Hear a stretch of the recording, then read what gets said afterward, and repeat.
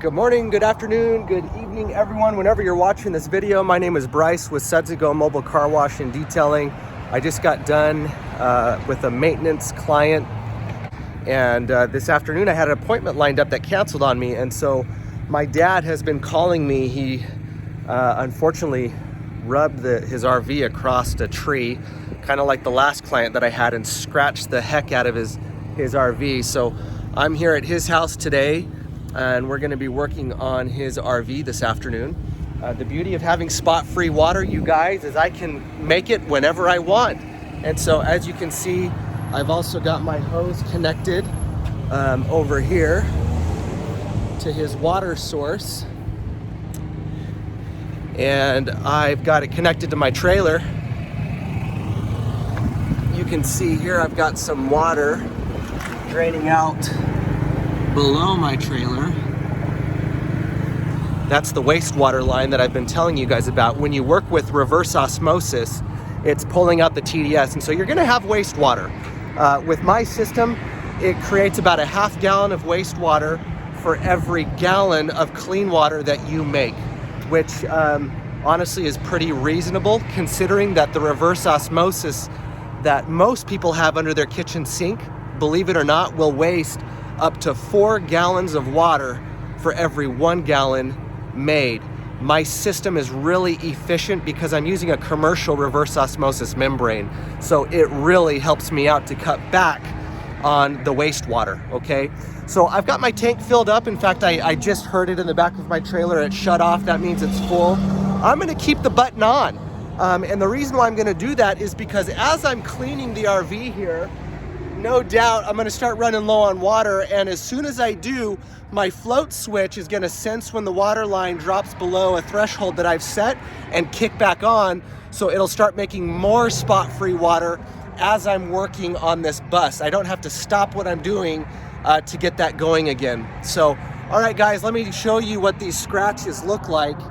You can see here across the RV, it's pretty dang gnarly. Look at that. That is really, really bad. And it gets worse. It gets worse as we go by here. Look at that.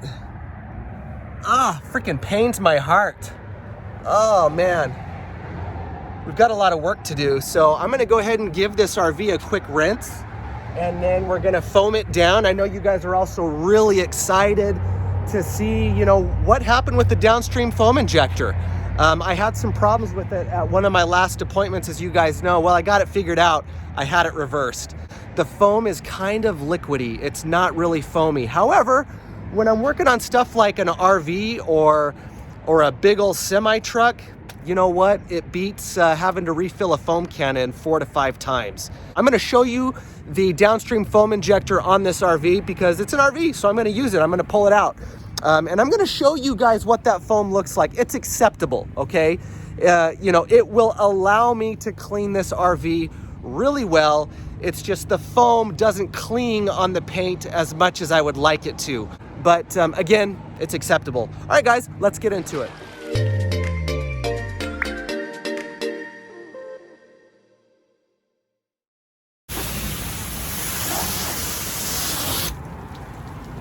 When I'm working with my downstream foam injector, I've noticed that as I kick on my pressure washer, you're gonna get some residual soap that comes through the soap line. I've actually got my pressure washer tip on. This is not my foaming tip. So this happens for the first couple of seconds.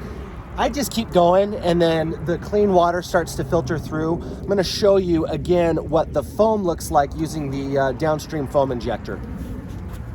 All right, so to get foaming, all we have to do is replace the pressure washer nozzle with my foaming tip. We are now ready to start foaming down the RV. There's no need for me to go and hit a button or, push a lever over. The chemical foam injector senses a drop in pressure and it starts pulling soap through the line, which is really nice. It's super convenient, especially when you're out working on something as large as this.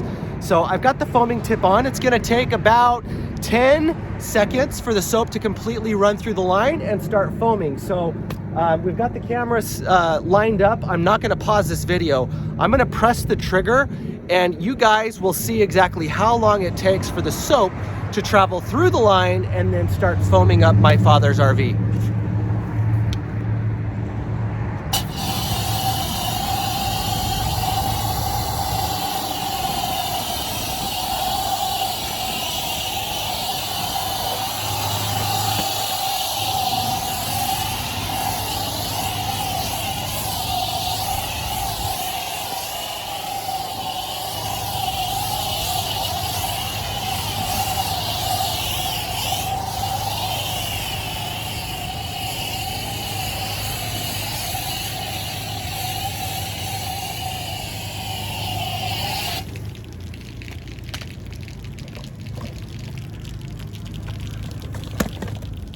Again, it's not terrible. You know, there's foam. There's foam on the RV, but it's not like an MTM foam cannon. It's got good dwell time. I mean, it's sticking to the paint. It's taken a while to carry down and hit the pavement. But, you know, it's a little too liquidy for my liking, if I'm gonna be honest. I wish that it was a little bit thicker. It's not terrible, you guys, but that's the foam. That's how it creates. And again, if you're washing a lot of RVs and you're washing a lot of trucks, this might make sense for you. You know, I hate haggling with foam cannons. I can't stand it. And so, you know, there's pros and cons to everything. I guess you have to decide if this is something that you'd be willing to live with. It's not terrible. I'm gonna grab a brush now and I'm gonna go ahead and wash off this RV and I'm gonna get great results. You're not gonna be able to tell a difference between a foam that is a lot thicker and this one here. It's gonna provide the same result, you guys.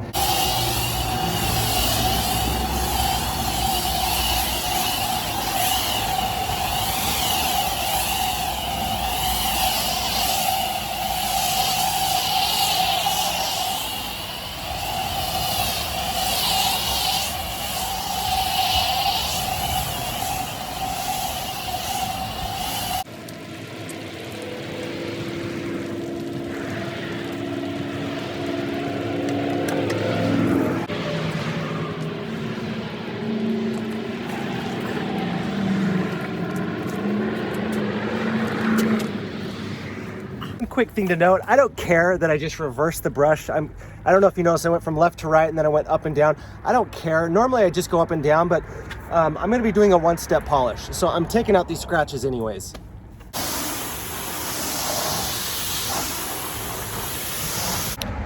All right, you guys, so as I was explaining to you, the beauty of having a spot-free water system is as you're working, you're using a lot of water, especially on a bus this big.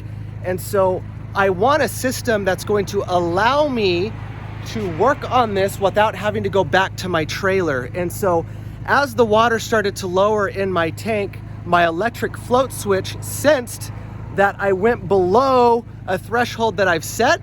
And so now it started to turn itself back on again and make more water. So let me show you guys how this works.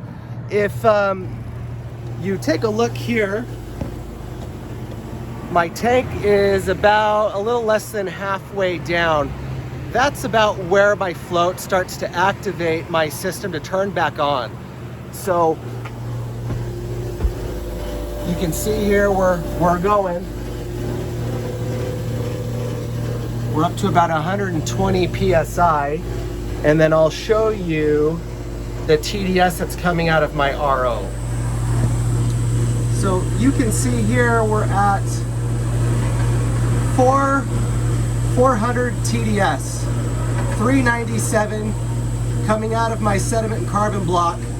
And as we go to line 2, which is my RO, you can see that I'm now at 5. I'm at 5 TDS.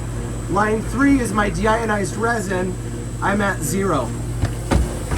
Really awesome. I can't tell you guys how spot-free water like this has really changed the game for me in my business. You know, it really beats having to take out a bunch of microfiber towels now. In any other circumstance, I'd have to go back to my trailer and grab 15 towels to now dry this. And in Arizona, where, you know, the temperatures can reach 115 degrees, that water dries instantly. And now you're having to work even harder because you're trying to remove the water spots off the RV because you didn't have time to dry it. So with this system, I can now allow this RV to dry on its own without having to worry about grabbing my microfiber towels.